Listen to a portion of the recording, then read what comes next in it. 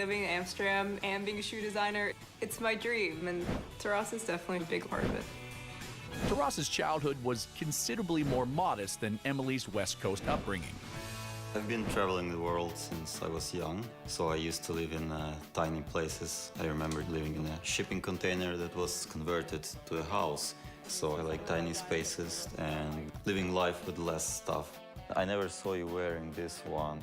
They've been living together for almost 2 years in Taras's 375-square-foot studio rental, but have finally decided to take the plunge and buy their very first home together. For $300,000, I think we should be able to get something around 700 square feet, but that's kind of a challenge for me. They're great. Look at the color. No, those are staying. What do you use? I mean, when I moved from my apartment to his, it took us like 10 car loads, and that's when he realized he's probably gonna have to teach me a bit more about minimalism. I'm so proud of you. Me too. I feel like it's the best time now to make this investment because he's a good partner in crime. I've learned from him, and I think you've learned something from me. It's not about throwing your shoes away, it's about new mindsets.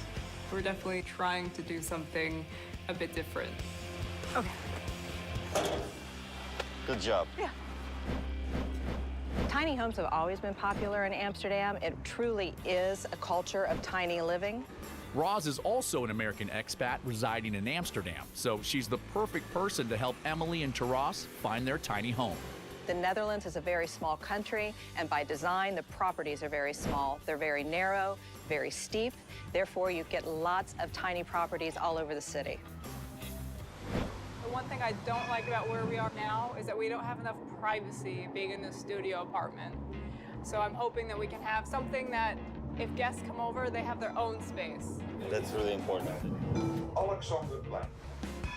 The first home of the day is budget-friendly, and it's tucked into one of Amsterdam's more upscale neighborhoods. So we're on one of the most desirable streets in Amsterdam, right on Vondelpark, which is like the Central Park of Amsterdam.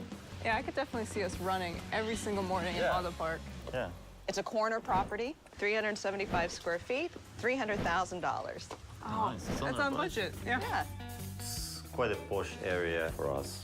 It's definitely a different vibe than maybe we're looking for, but it's a great area, so if we bought something here, it would definitely go up in price.